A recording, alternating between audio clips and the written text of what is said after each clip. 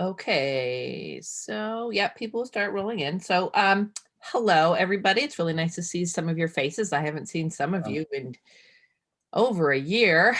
Um, so thank you so much for coming to this tonight. As Art said, we can hold more people here than we can in our back room there. Although if you haven't been to the new library, we can hold a lot more now. So we're really looking forward to being able to do these again in person. But we will probably film and record them in the future because this has been so successful. Um, so at this time, the library is open. We can have 5 people at a time for 30 minutes at a time. And the guidelines are changing every week. So hoping things will be able to have a summer and maybe have some summer programming. So I really appreciate everybody's support in the new building and your support by coming to these programs. This is our second in the series, our winter travel series, which usually takes place in the winter, and we do have a lot of turnout for it, but not like this. So this is really great.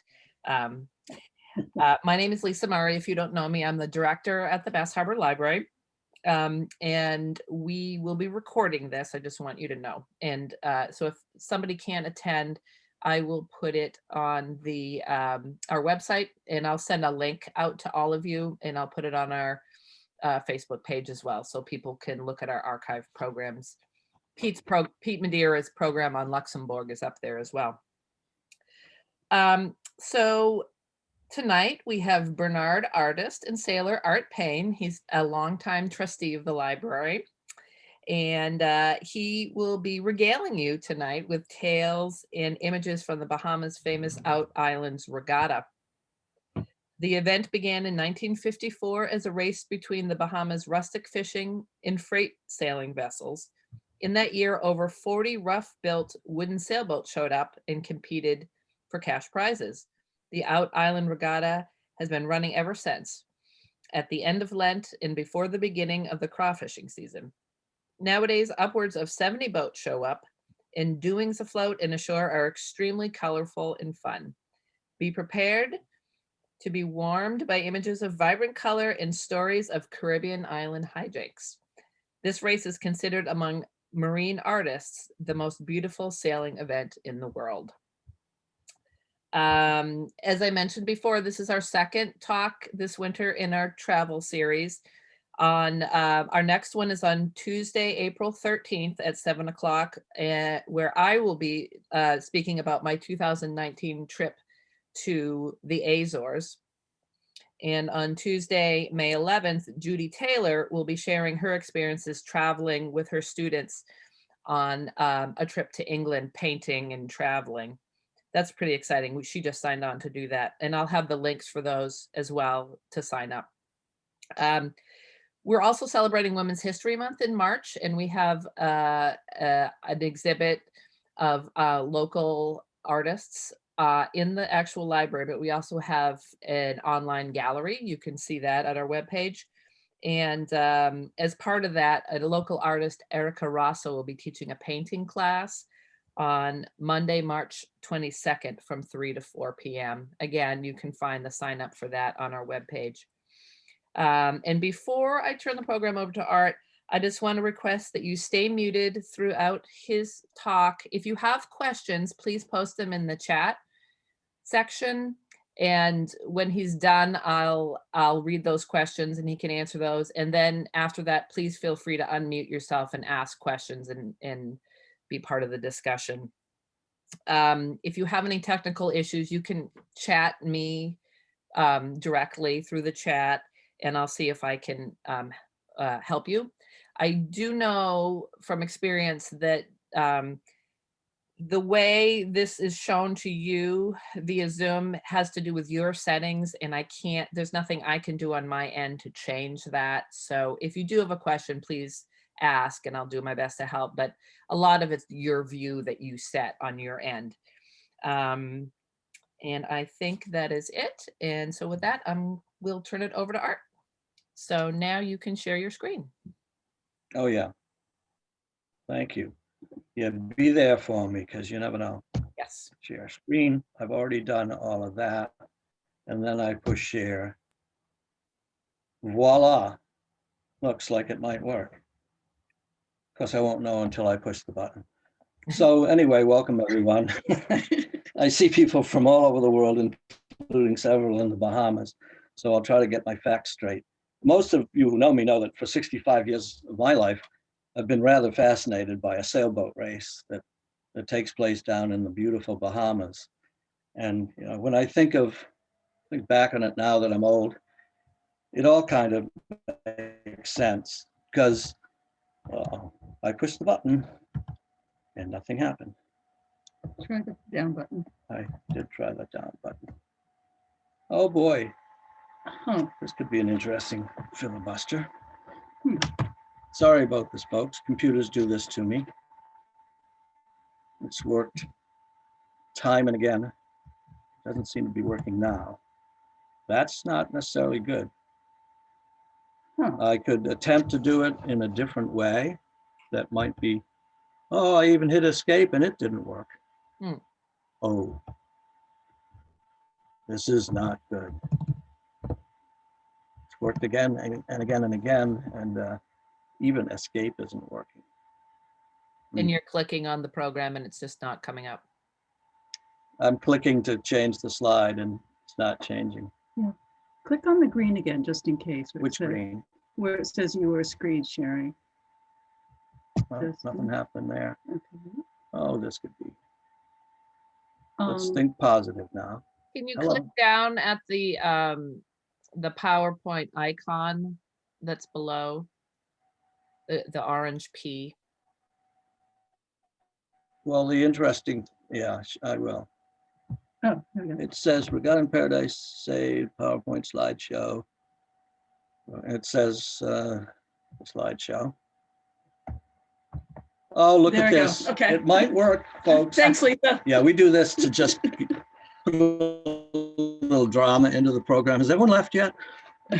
So I'm kind of qualifying myself here as a person who's really just a white Bahamian, because when I was a child, I grew up with my twin brother on an island down in Rhode Island called Jamestown. We lived in a little shack and we were surrounded by boats. And the way we lived outdoors, running around, having a great time, lots of family and friends around, was not that different from how life might have been in Lisbon Creek or Mangrove Bush or other places in the, Samson Key or Staniel Key in the Bahamas. We lived a sort of a Bahamian life way, way up north. And the things that my brother and I were the most interested in were boats, because we were surrounded by them, and artwork. And the two kind of mixed together in the form of Winslow Homer, who was the first artist that I could actually recognize and love. I loved Winslow Homer because he painted beautiful boats, beautifully, and he painted these beautiful people in the Bahamas. In 1881 and again in 1889, he sailed to the Bahamas and he brought back images of a completely compelling way of life as far as my brother and I were concerned. And he spoke about the way things were down there and the way things were in the Bahamas for 3 centuries. Everything that moved by sail, and all the fish were caught on sailboats. People fed themselves using sail. Sail was everything in the Bahamas. This photograph was probably taken in the 1920s, and they still had thousands of gorgeous rustic boats sailing all over the Bahamas. This is how things moved. But around the time of World War II, modern conveniences came along, like the internal combustion engine, and for that and other reasons, cultural changes, the sailing fleet was beginning to decline around World War II. Well, I'm not the only person in the world who loves particularly that type of rustic, beautiful, old-fashioned sailboat. Yachtsmen were beginning to foray further distances on their cruises, and they began to visit the Bahamas on boats that looked like this and this. Yachts in those days were beautiful.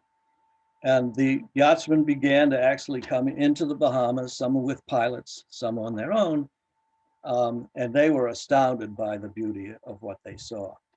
One of these yachtsmen was a fellow named Linton Rigg, who had been a yacht broker in New York City and a yacht designer, pretty good one. And he chucked it all at a certain point. Actually, he was kicked out of the Cruising Club of America for reasons I know that need not be mentioned here. And he chucked it all and he took off for the tropics, and he washed up in Georgetown, Exuma in the Bahamas. And he told all of his friends to come down and visit him, and that he advertised the place. He sold a little land down there. At about this time in 1953, a friend of his, another yachtsman named Ward Wheelock, came down to visit him. And the purpose of that visit was that Ward Wheelock was a visionary, very successful advertising executive, had his own agency. And after World War II, he hated the dropping of the bombs, although I could certainly see how it was justified myself. But he decided he wanted to make the world a better place and bring the people of the world together so there would be no more wars. And what he created several charities to that effect. And one of them was the radio program, This I Believe, which was famous at the time. And the whole precept of This I Believe was that he would visit people and ask about their philosophy, their personal philosophy of life, and record a session for 5 minutes. And he would have Edward R. Murrow, a famous narrator, put out this program, and it was listened to worldwide. It was on BBC, it was all over the world, it was extremely popular. And he also created the Eisenhower Fellowships, which brought people together in order to study peace issues, etc. He wanted to make the world a better place. So anyway, he sails in to Georgetown, Exuma Harbor, and meets with Linton Rigg, stays with him for a couple of days. And together they talk. Well, Linton said, well, you could do a hell of a lot to make the lives better here because these people have not very much and they don't get a chance to socialize with each other. One island never visits another island. And by the way, they never race sailboats. And Ward Wheelock said, well, what would it take to make their lives better? Because that's what he was all about. He was a real do-gooder.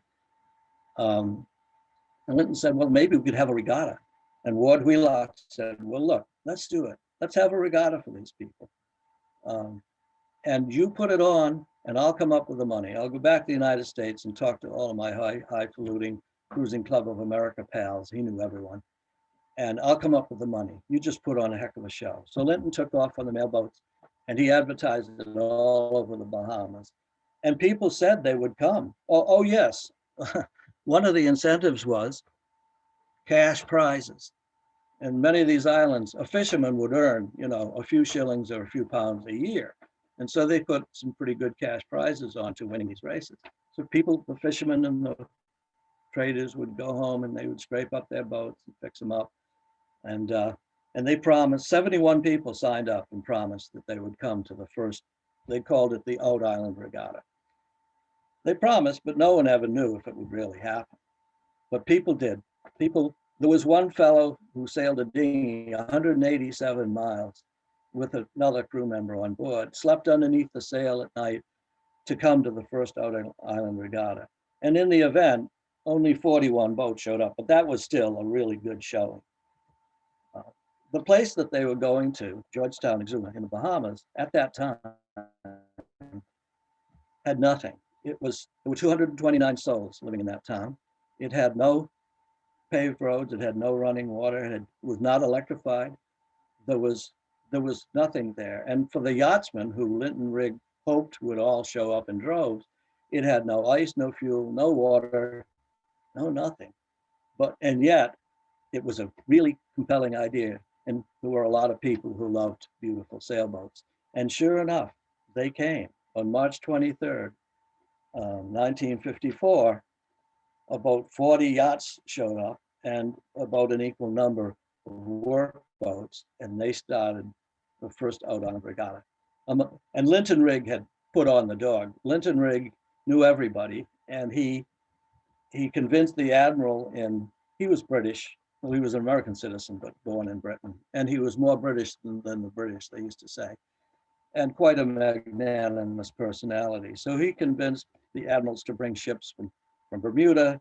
He convinced all of his cruising friends, this beautiful yawl here is Caribbean, and it belongs to Carlton Mitchell, who was a famous sailor at the time. He came with all of his cameras. He worked for National Geographic magazine, took beautiful photos. Eventually, as a result of the first Out Island Regatta, it was like a 50-page article about the Out Island Regatta in National Geographic. It really put Exuma on the map. As for the actual racing, Linton didn't handle that. Fortunately, there were several very expert yachtsmen and sailors in Nassau, two of whom were the two members of the House of Assembly representing Exuma, Bobby Simonet and Donald McKinney. And already on the scene was Freddie Brown, who was the local commissioner. He was also a good sailor. So the three of them ran races, but they were international yachtsman caliber. And so they had a skipper's meeting. Of course, none of these people knew anything about racing at all. They had a skipper's meeting underneath the palm trees out on Kid Key, and Bobby ran the whole show, Bobby Simonet. And he said, look, men, here's what you're gonna do. We're gonna have an invisible line across here, and you guys stay behind the line in your boats, and you hoist your sails, and you mill around. We're gonna fire a cannon, and then 5 minutes later, you're gonna fire another cannon. That's your starting sign, and then you can cross the line. One thing he failed to notice, or really appreciate, was that among this fleet of people, there wasn't a single man there who owned a wristwatch, never mind a countdown starting timer. So he fired his gun, and within 3 minutes, it was total chaos. There were collisions. These boats were cumbersome. Some of them had big cabins you couldn't see forward. It was total chaos and disaster. And so they had to rethink things. So they went back to Kid Key. They canceled the race, went back to Kid Key. And the sailors all got together and they said, now, Bobby, man, look, we used to anchoring. Why don't we just all anchor in a line? And then when you fire that piece of yours, we'll just hoist our sails and go. And Bobby said, sure, that's a pretty good idea. And they did. They lined the boats up in a line. They fired the cannon. It worked flawlessly. This came out of the men themselves. And that's the way they've been starting the Out Island Regatta ever since. And it's a sight to see. It made it much more interesting for these spectators on board their yachts to watch this kind of planned chaos rather than the chaos that had already ensued. And everyone enjoyed it. The people ashore got to see all of these boats and meet all these people. And it was just a really huge success on the water. The first race was won by a gentleman from Staniel Key named Raleigh Gray on the sloop Marie, and he's still famous to this day. Not only because he won the first race, but he managed to dominate the racing for a long time into the future. He was a masterful sailboat racer. The Bahamians, when the yachtsmen came, what they expected was a show. They expected it not to be anything, all that impressive.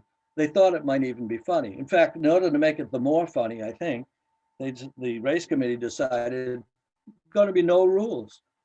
What are the rules of the game? There's no rules. You can do anything you want. Okay, anything. And the yachtsmen liked that because they, like myself, were international sailboat racers and real tired of sea lawyers and rules and stuff. They thought, okay, it worked great.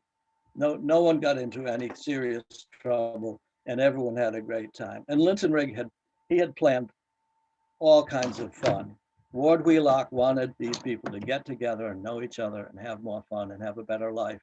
And boy, did he achieve it. He put on banquets, food for all of the people that would show up. All of the ladies showed up back then in their Sunday go-to-meeting clothes with their beautiful shoes. Some of them didn't wear shoes that much the rest of the time, but they sure put on the dog for the regatta. And the children had running races, and there were beauty contests. And when you have a beauty contest for Bahamian women then or now, it's quite striking and memorable. And they had model boat races, all with cash prizes, mind you, okay? And these people could scull boats with a single oar faster than 6 people could row. They were strong and they really knew how to scull. And so they had sculling races with cash prizes. Everyone, look at those gorgeous yachts in the background. Everyone had a blast. And at the end of it, Linton had hired the Nassau police band to come down for a finale where they do their marching and drumming, and it succeeded beyond anyone's wildest dreams. Now, when they first did this race, it was a one-shot deal. They thought they would do this, make people happy, give them a good time. But everyone who left, the sailors, the yachtsmen, the politicians, Bobby Simonette and Donald McKinney, everyone said, we got to do this again. This has really put Exuma on the map and the Bahamas on the map, because Carlton Mitchell goes and writes an article which was equal to anything the Bahamas Ministry of Tourism, or Development Board, as they called it back then, had done in years. This regatta was the best thing the Bahamas had ever seen. So up until then, this story that I've told, I knew nothing about it. I was a 10-year-old kid living on an island, loved with boats. And I did subscribe to Yachting Magazine at the time and the Skipper and Motorboating, but I knew nothing until the June 1954 issue of Yachting came out. And I opened it and I looked inside and they had an article about this. I was hooked. I said to myself at age 10, it's a race for people like me, kind of underprivileged people who never even think they're ever going to step foot on a yacht. But this looked like 10 times more fun than any yachting could ever be. This was the announcement of the first Out Islands Regatta in the Bahamas, and I was hooked. Well, this is a long story and there's a lot to it. And actually, my wife and I are writing a book, a very big book. We've been working on it for years about this regatta that's going to get published next fall. And so if you want all the details, ultimately there'll be a book that you can read, hopefully. God's spare life, or whatever they say in the Bahamas. So something tragic happened.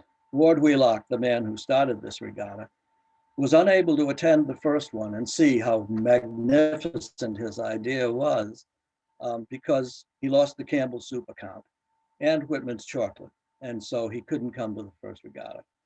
And he had every intention of coming to the second regatta. In fact, he'd sailed his schooner out to Bermuda, poised to come to the second regatta, and he got his family on board.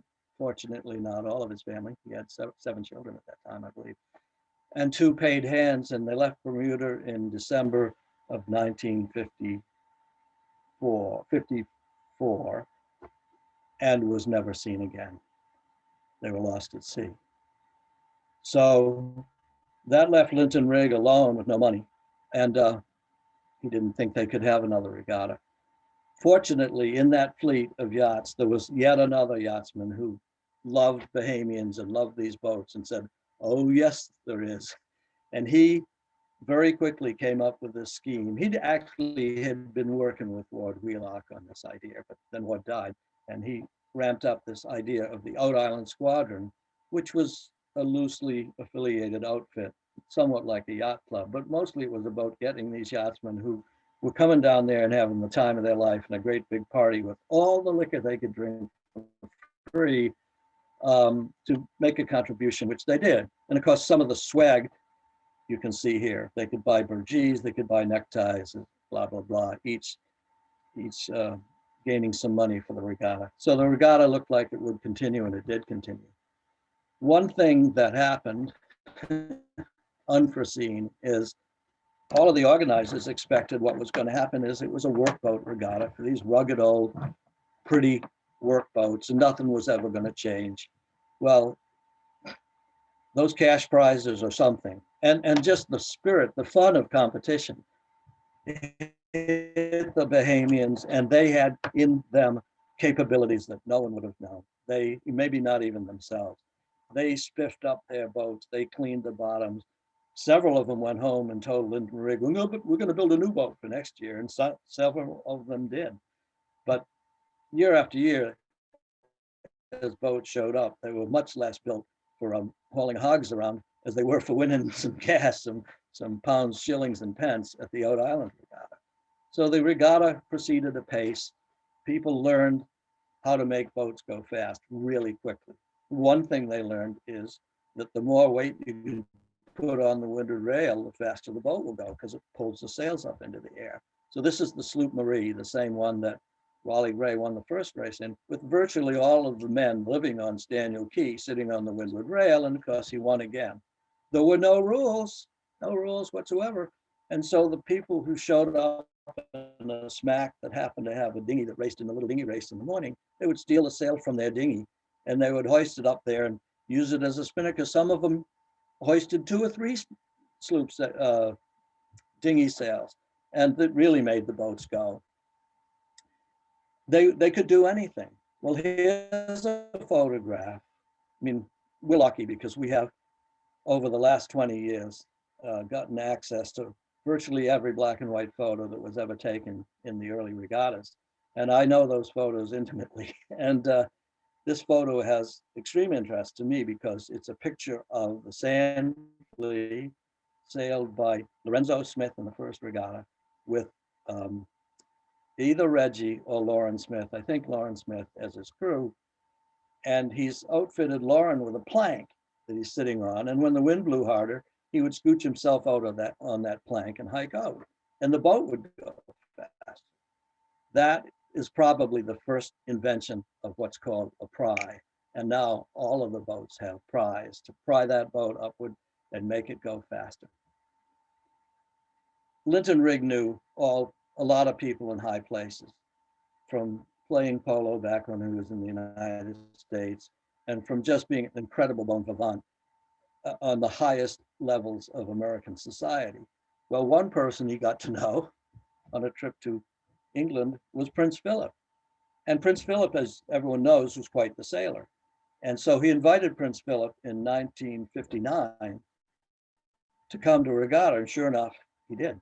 And that really put the regatta on the map. I mean, because it was a British Crown colony, as you know, at the time, that meant a lot. And Prince Philip came, he had a ball, he loved the people, he loved the boats, he was a boat lover like you and me. And they actually let him get on board he was on Lady Muriel, one of the spiffiest and fastest boats, and steered the boat during a race. And the account that I heard of it was that he steered it pretty well, but the boat started to lag behind a little bit. And so Kenneth Rowe, I believe was the skipper and owner, took over for him and did manage to make up for what the Prince lost and won the race. And the tiller of the Lady Muriel, since it had been touched by the exalted hand of Prince Philip, now resides in the bar at the Happy People Marina in Staniel Key. And if you're fortunate enough, you can go down there and look at it. You can't touch it. So we were very lucky at the regatta that just previous to that Prince Philip's visit, another yachtsman came into town specifically to see the regatta. He'd heard about it, everyone had heard about it. It just sounded like a grand hurrah. And he showed up in this little 31-foot double-ended boat that you couldn't stand up in, with his new wife, Sarah Crabb, C-R-A-B-B-E, the daughter of one of the founders of the Cruising Club of America, who owned 90-foot schooners. And he sailed into Georgetown and he thought he'd landed in paradise. And of course, Linton put him right to work because he knew he was a very good sailboat racer. And Howland told me, he said, I was Linton's dog's body. And this was only a few years ago, and I'd never heard that term, dog's body. Well, it basically means servant. So Linton put him to work doing all of those nasty tasks. But he fell in love with regatta. And it's a good thing because soon enough, Linton, as he was wont to do, got fed up with Exuma and the Bahamas and the politicians and everyone else. He was great at making enemies.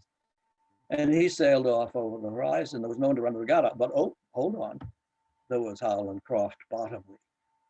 And Howland Croft Bottomley became Mr. Regatta. He took over the regatta in 1961 and he ran that regatta for 30 years. And he did a really good job of it. That's Howland. And ultimately became one of my best friends in life. One thing Howland told me in one of my interviews, I used to fly down to Easton, Maryland, where he lived, in order to do this book and tape him and have him give me his memoirs. And he told me that the way he was able to take this cruise down there was that he was given a small inheritance by his grandmother, a small inheritance. But you know, there's small and there's small, and there's large.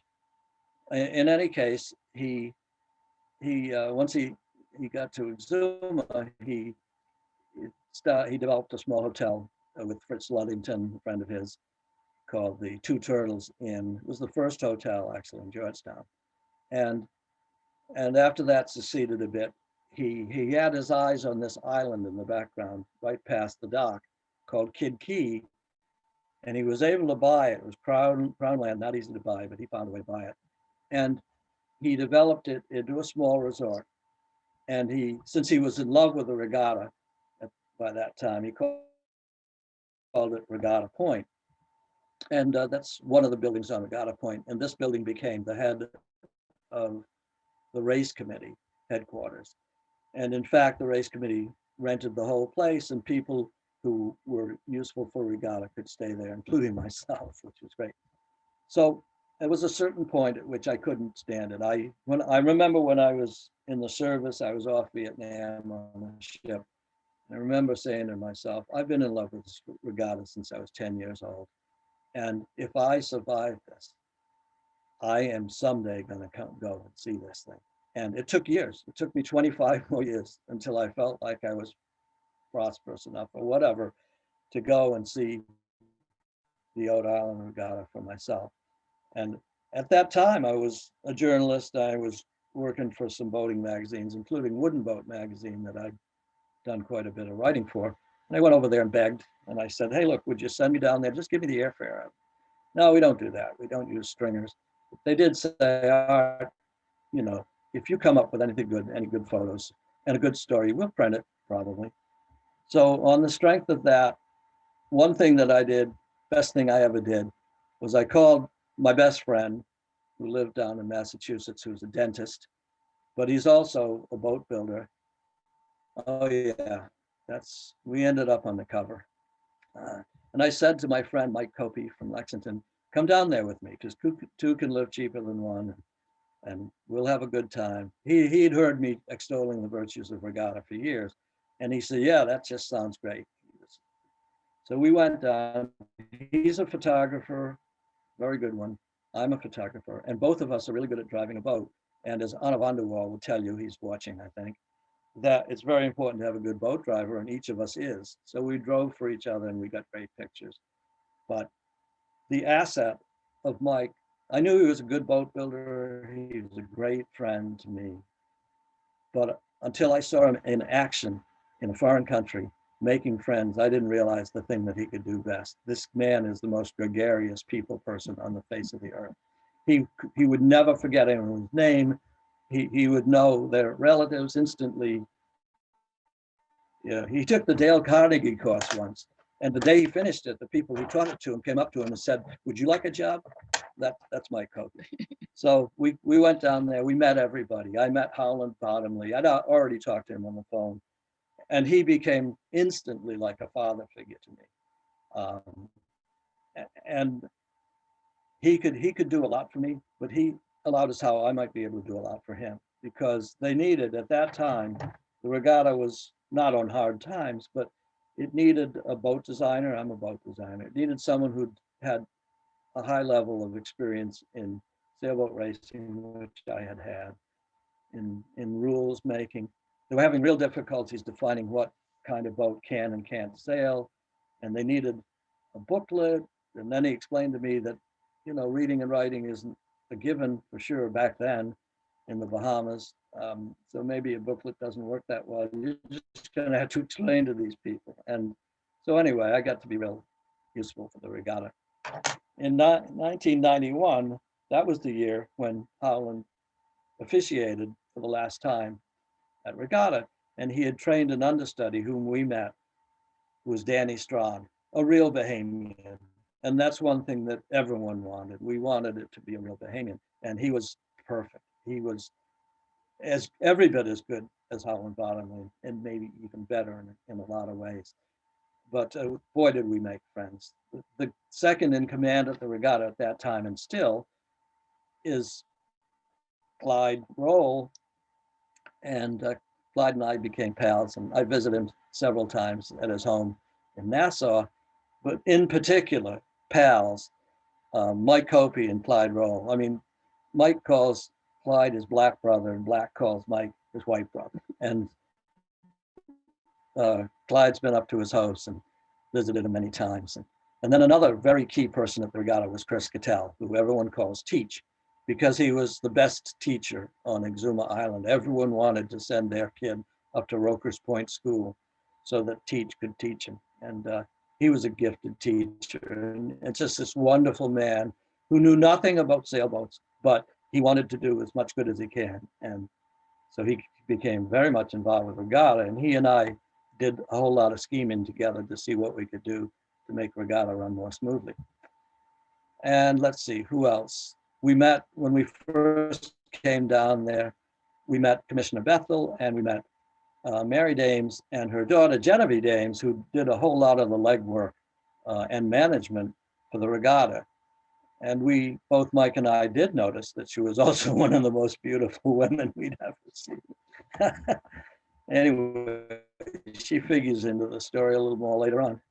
So we go to our first regatta, and the first thing that happens, it was so romantic, so much what I live for, because I love boats and I love romance and I love adventure, always did. So this tramp steamer comes into the harbor loaded with these beautiful boats. And this happened every year in the old days. He was bringing boats in to attend the regatta. And people. Oh yeah, and people lived aboard. It was crowded with people. I actually took passage on the Eastar from Nassau to Georgetown, Georgetown back, filled with people. I could tell stories, but I don't have time. They had the captain's chest. It was like something out of Sabatini. When I was a kid, I used to read about tramp steamers in Indonesia and stuff. Books written by this guy Sabatini, and this boat was right out of that. But mostly what Mike and I did was they put us right on the race committee. They rented us boats at Men's Water Sports, crappy old boats with perfectly maintained outboards. And they put us to work out there, gave us a race committee flag that said, patrol, you can take pictures, but they had all kinds of other work for us to do. And that has never ceased. We together have gone to regatta again and again, and don't call it a vacation. It's really reverse slavery. You know, all we do is work. Really fun. So we got to see this. No heaving means This is still a pulling on the Bahamian rope star. prematurely, because they're supposed to stay behind the line, but of course they never. No heaving. They never do. It's all right. Famous So we've Lamont got about star. 35 seconds until the start of this race, and this is the first time I've ever used a telephone or a movie or anything. I'm a lousy But I video. think it'll be pretty. What's that boat doing in there? Get out of there, man. Look at that yellow boat. Okay, we got a boat. 20 seconds. They're all ready to go. Look at not much heaving. Robert's having problems with the cannon. Not much heaving. Okay, I gotta go across here. Okay, that's better. Okay, now they're creeping. They're creeping. They're creeping a little bit. They're creeping. Creeping. No creeping. Okay. Everybody's pulling hard. Pulling. Look at those anchor lines. Look at those anchor lines. Some people will hoist their sail faster than other people, but mostly they just try to get as fast as they can possibly go. Yeah, they're colliding with each other, but okay, first sail's going up. It's Terry Ann's sail, which is usually the case. That's a smaller boat that often wins. Okay, now that they've expended all their energy pulling the anchors up, then they have to somehow get their sails up. And you'll notice the sails are just beautiful, beautiful. Lonesome Dove has done a nice job of holding off on hoisting the sails. Cobra is the only boat that can come in this direction legally. They all have to start on starboard, other than that one boat on port. Pretty good start, won't hit each other, and they're off. So anyway, you got a chance to see something special. And, you know, we have 10 races or more races, and we get to see those starts over and over again. And, you know, some of these starting lines have 40 dinghies on the line. And man, it's a sight to see. So we took pictures, Mike and I, and all of these pictures ended up in magazines. I got them into boating magazines here and in England. And for me, I had an ulterior motive. I was not loaded with money, but if I could sell these articles, I could go back again and again and again, and I did.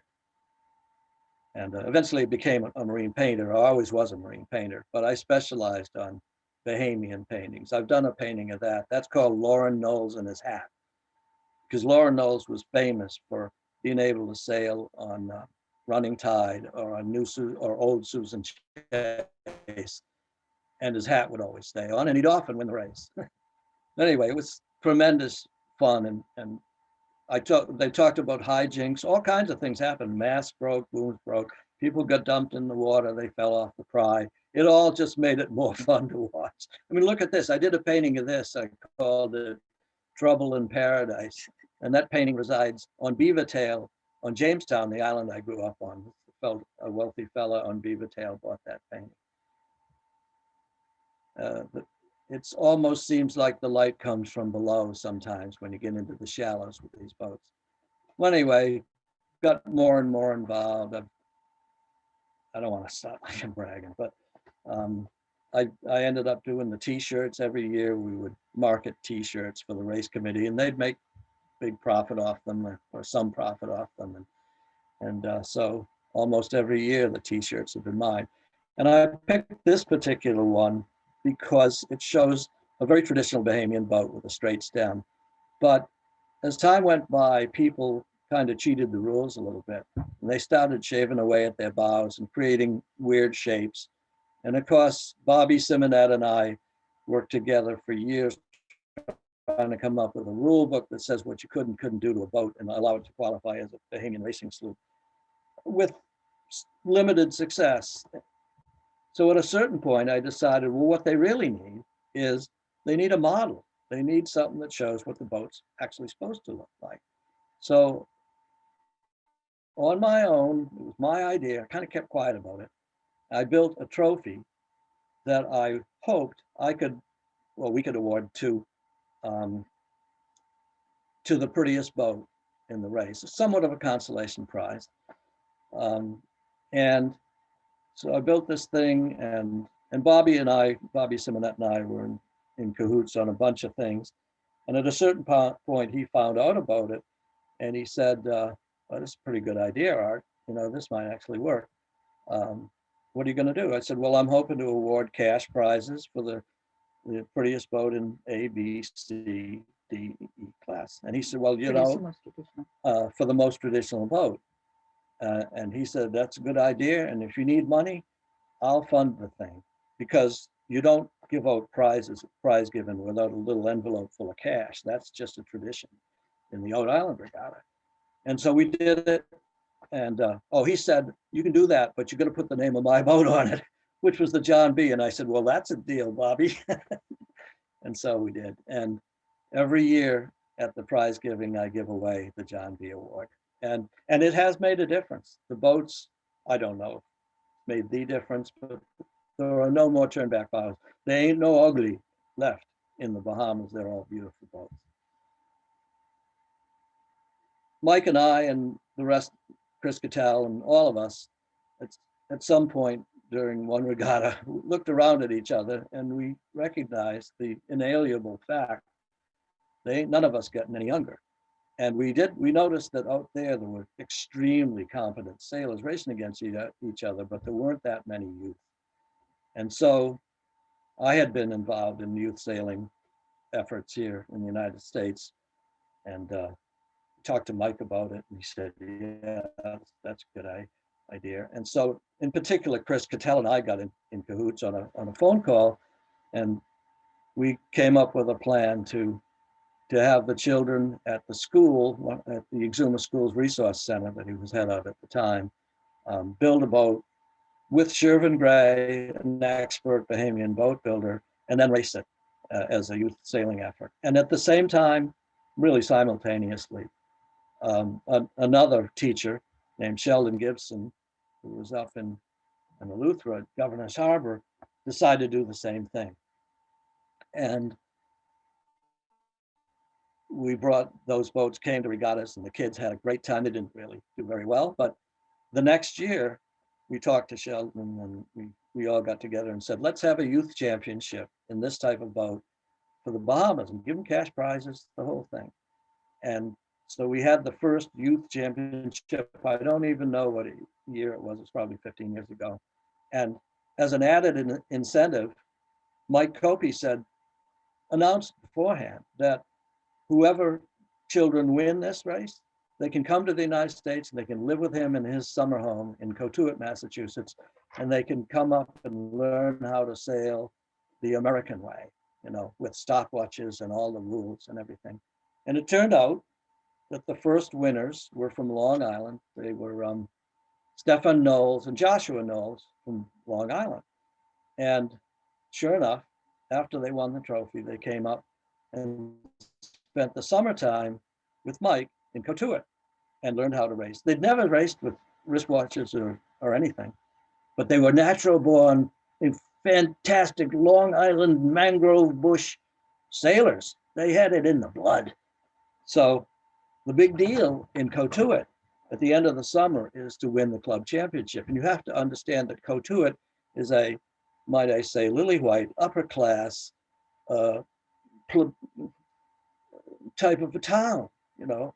Ain't no poor people in Cotuit, and they really, really care about winning the club championship in their Cotuit skiffs. And so what happened was, oh yes, it's a marvelous story. Guess who took home the trophy among the 40 boat fleet? Back to Mangrove Bush, Long Island, Stefan Knowles and Joshua Knowles.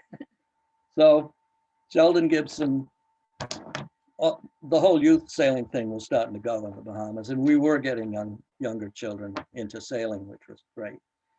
One thing that Sheldon Gibson did was design a boat specifically and specially for them, a 12-foot Class E boat, beautiful design, it just handles beautifully. Built the traditional way with Madeira frames and, you know, and a beautiful boat. Oh yeah, no, well, no, scholarship was our boat. Excuse me, I had to have a debate with my wife here. So Sheldon's boat sold like hotcakes, and then finally another hero comes on the scene, and that mega hero was Durwood Knowles, Sir Durwood Knowles, the first fella who won an Olympic medal for the Bahamas in sailboat racing in Tokyo. He won the gold medal for sailing in Tokyo. He's a great sailor and a great man. And he got behind this whole idea of youth sailing, particularly in Georgetown and our type of boats. And he funded several of these for people to teach their kids in, and really set the whole thing. And he came up with the prize money for the prizes. Sir Durwood Knowles. He was just a magnificent man, very much like Ward Wheelock. He wanted to bring people together. And he did recognize that in olden days, there was a white Bahamas and a black Bahamas, and there was a rich Bahamas and a poor Bahamas. And there were people with advantage and people with no advantage. He hated that. He named his own boat One Bahamas. It's the red one in the picture. And he gave a speech the first time he gave the trophy out.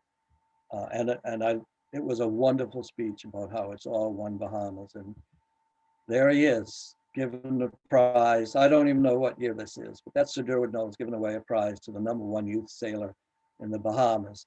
And you can't calculate what that man did for that country.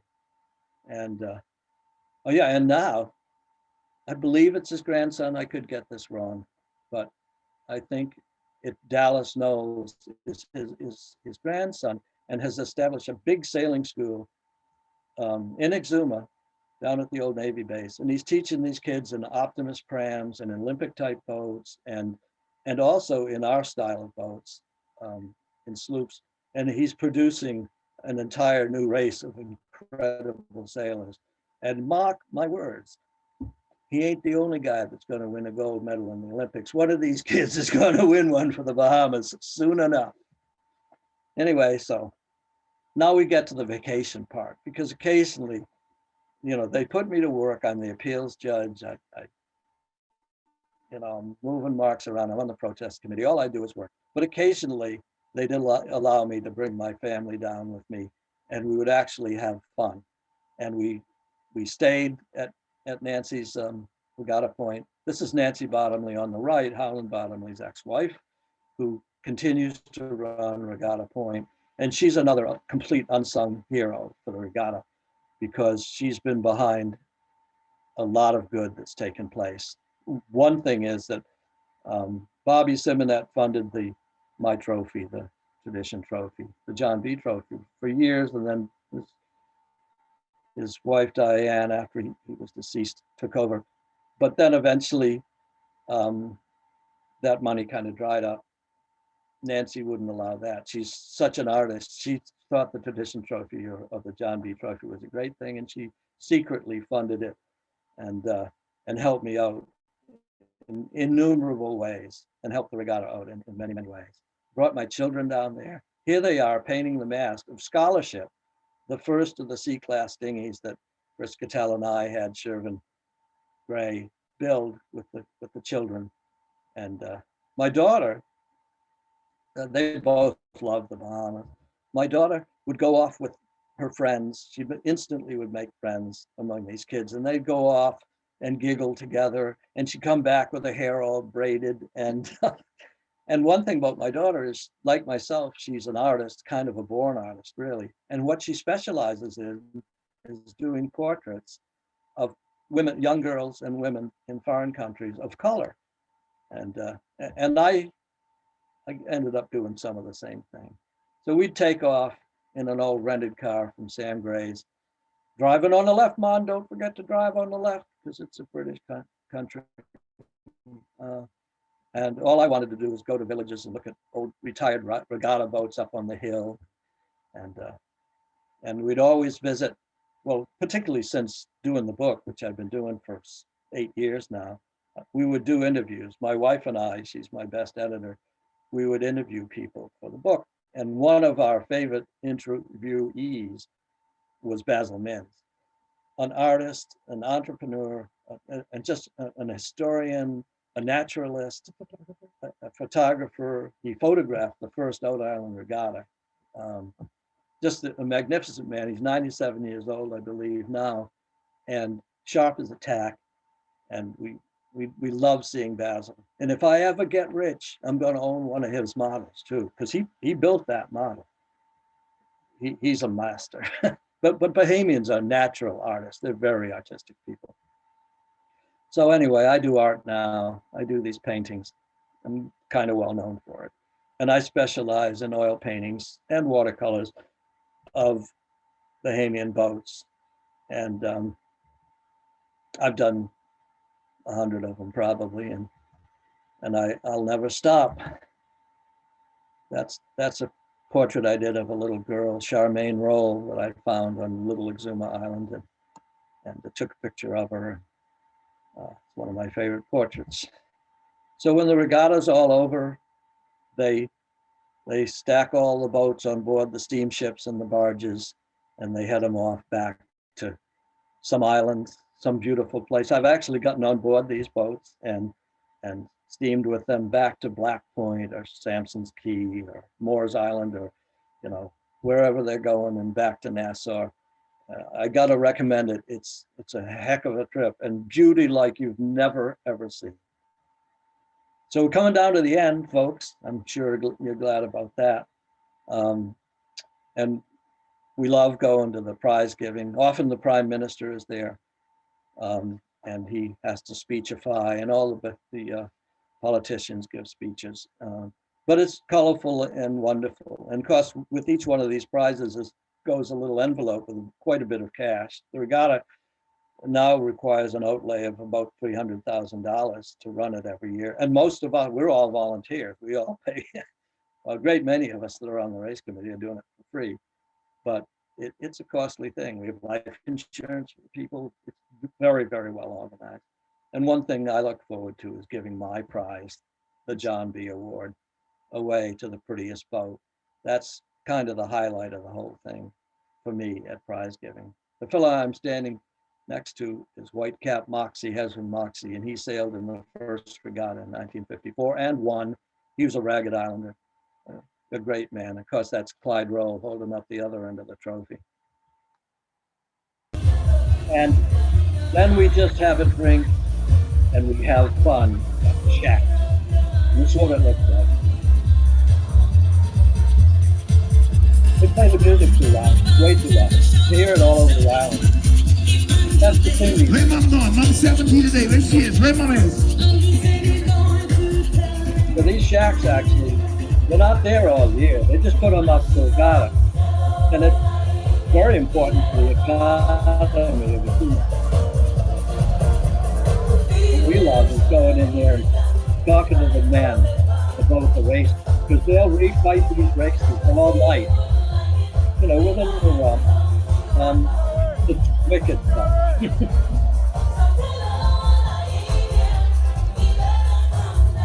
We have a couple of Goombay splashes and you go down there and you have this pulse and you can just shake the whole body.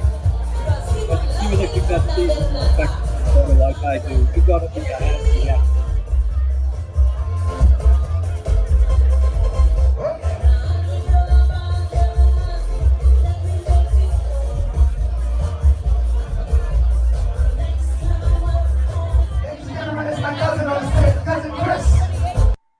So we're almost at the end, folks. And the theme of the whole thing is that Ward Wheelock, whose bones are now resting, who knows, a mile deep, 500 miles south of Bermuda, his dream was to bring people together. That's what he cared about more than anything else. And in every possible way, people have been brought back together in the Bahamas. I mean, white and black have been brought very much together as a result of the Bahamas, rich and poor. Boat building has thrived as a result of this regatta. The Bahamas is known, the Ministry of Tourism, the best thing that ever happened was the Out Island Regatta. It's just plain brought people together, including my best friend, Mike Copey, who is now married to Jen Dames, and they're living in Cotuit, Massachusetts.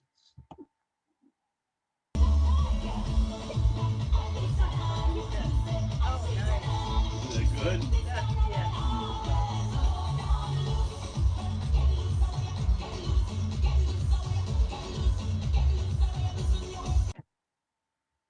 So anyway, that is a regatta in paradise. And I guess we have time to open up for questions if there are any. So go ahead and shoot. Yep, and please, I've made it so that you can unmute yourself, so please ask away. And should Art stop sharing his screen? Yeah, should I do anything like not share my screen? Or keep it? So Art, this is Nat Brown. That was wonderful. Somebody said the same thing in the chat room. You mentioned a book, or you mentioned the old time radio show called This I Believe. Yep. I just want to let you know and let the people know on this this session that it's actually available as a really good book on Amazon. It captures the original stories, and then some. It was resuscitated later, I think, by Edward R. Murrow as either TV or radio. I'm not sure. Anyway, it's on Amazon. It's $12. This I Believe. Forward is by Studs Terkel, and it's a perfect nightstand book because it's these wonderful thoughts from real people that are usually only a couple pages long. Highly recommended. This I Believe. And Well, thanks so much for the show. You really helped build an amazing cultural phenomenon, a combination of art and love and bringing people together. It was wonderful. Thanks. well, that's the way Bahamians are. They're just wonderful, artistic, loving people. Yeah. I can't get enough of them. Yeah. Well, as far as the This I Believe thing, I've got a chapter in the book, one very short chapter about Linton Rigg. And remember, Ward Wheelock came there to interview him, and he did a 5-minute segment of This I Believe. And what's interesting to me is now I know a lot about Linton Rigg, a whole lot, maybe more than he would like me to know. He was a controversial character. But he expressed himself beautifully. Carrie's got it somewhere. And if you read his thing about his philosophy, you would think that he was the most perfect human being that ever walked the earth. And we happen to know he was anything but. So a person recorded for 5 minutes, I could be recorded for 5 minutes. It sounded like I was next to God. Anyway, they're good essays. Yeah, I'll challenge that in Harpswell this summer. Yeah. Thanks for the offer of the boat, by the way. Now I got too many boats. I figured it's okay. Yeah, Art, all right. did women ever break into that crew? It seems like there never were any women in the pictures, and I'm just wondering if that's manifested itself in the Bahamas at all. Well, certainly it has been our intention, and in fact it happened in the first few years of the youth championship. There was a girl. If I were Mike Copey, I would remember her name, her mother's name, her father's name, and her grandmother's name. I don't recall her name. I think her last name was Smith. Beautiful girl, and she was very adept. She was kicking those other kids' booty. So yeah, that's happening too, definitely. There's a lot more women sailing the Bahamas than used to be. It used to be a very male-dominated country, but then so did this one. And I'm now dominated by this lady that's sitting next to me. So we've made some progress. Art, this is Chris. You brought to life the stories that I've heard around the family dinner table for decades. This was just a true treat, and it's lovely to see everybody else on the Zoom. Thank you. Well, thanks for, I'm glad you got a signal wherever you are in that rig of yours. Thanks for We're coming. actually land-based at the moment, but you're close. Oh, okay. Thanks, Chris. Good to hear from you. Art, this is Mike Copey. And I just want to tell you that I enjoyed the first part of your presentation so much because those stories I never really heard about the foundation of the regatta. And it's just very memorable. I mean, we go down there every year and we're on the race committee and we're having a good time. And we tell our friends we work from dawn to twilight, but it's one of the most pleasurable things I do in the course of a year. But the stories of the beginnings of the regatta, I really enjoyed that part. You're right on with that. I hope you have them all in your book. Oh, believe me, that's one of the reasons I really want this book to happen because, you know, Mike, as you know, when we go down there, you talk to people about the early days and nobody, either people know nothing or they've created heroes of their own, but it has nothing to do with the actual truth. And this book will tell the actual truth of the founding and the wonderful things that happened to make this regatta actually take place. But thanks, Mike. And hi to Jen. I will. Bye, Mike. That's the fella that goes with me to regatta when I go, almost every year. I don't go every year, but I try to. And put us right to work. Hey, Art, can you hear me? Sure can. Okay, it's Phil Figdor, Doc Fig, sending regards to you and Mike. We're down here in WIMS now permanently, and just a few comments. Plan on being here next year. I think the regatta will start. Dallas and the Exuma Sailing Club got the Opti Nationals going this year in short notice, so I think that's a good sign that the regattas will be opening up. A couple comments regarding women. You'd be remiss not to mention the Shark Lady and her sailing escapades way back. I don't know how long ago that was. 20 years ago, maybe. Yeah, Howland More than that, I would, think, sort of Doc. sail. Yeah. Howland Pardon? would roll over in his grave if I did my spiel on the Shark Lady, so I had to cut it off. She did sail around with two bare-breasted women with her, but that was kind of a turnoff to some of the traditional, very religious old men, and Howland would have none of it, so he basically banned her from the race course. She Well, I didn't think it's bear still her sort own of the same kids. way these days. But it is. But it's significant to note that there are, at least in the junior programs, a lot more young women skippering boats and doing quite well. I think the issue for them is to move them up into the sloops, and how that transition is made remains to be determined, but at least it's good to see women out there doing quite well. Sure is. He'll have one of them winning the Olympics. I've actually been in touch with Dallas a bit about the book and other matters, and I have volunteered to come down and work for free as a dog's body, now that I know what it means, helping him teach those kids to sail, and I hope he says yes. But That seems to be a something that we do in retirement, is do all this free stuff in our free time. So. Story of my life. Hey, Art, I had a question from somebody about when your book is going to be published and who's publishing it, and how can we find out about it when it's out? Okay, that's complex. I need to get the PDF for this book to a book designer that I've chosen at the end of August. It'll be printed in Korea. It'll take a while to design it. It'll be printed by the middle of the fall. Probably only going to produce 1,500 copies for the first press run. And then we're just going to give it away. I'm not making Well, we're going to sell it. Well, whatever. I have retained rights to keep some books and try to sell them. Because I'm quite out of pocket at this point on this book.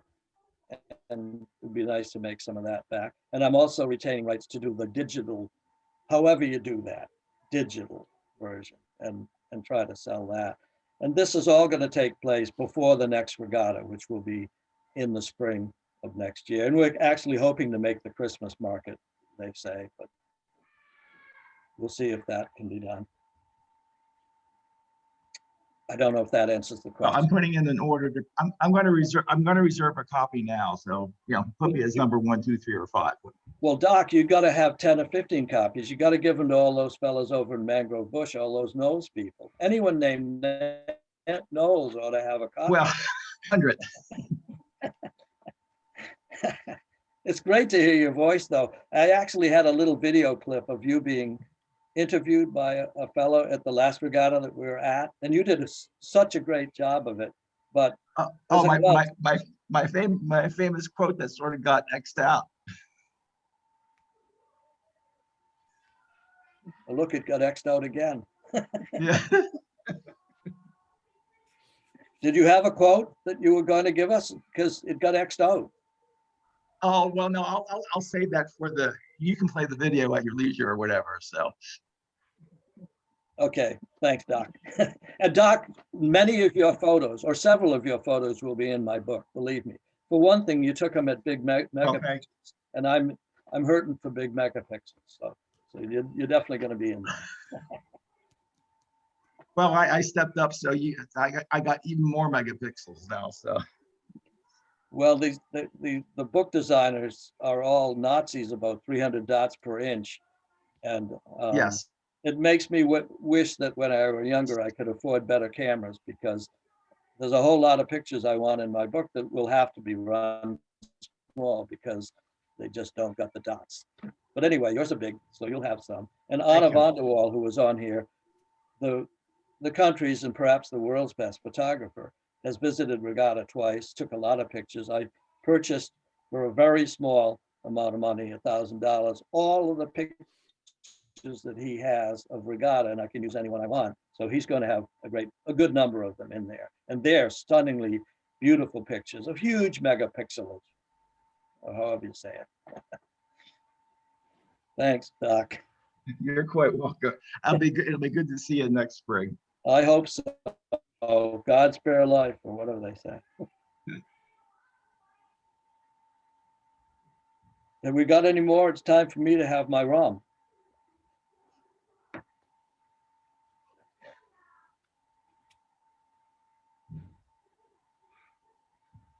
All right, if there aren't any other questions, thank you so much, Art, and hopefully you will have some of your books for sale at the library. Although I know I'll have one to lend at the library. Yes, you will.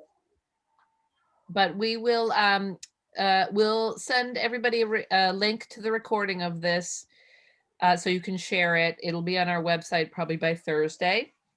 And just a reminder that our next travel series program is on April, that's when I'm doing, April 13th. So thank you very much, Art. This was great. And some of you who came later, I did put links to 2 of his other talks in our chat if you want to go up there and look at those. One was at the Belfast Library and the other was with his brother with Wooden Boat Magazine. So thank you very much, Art.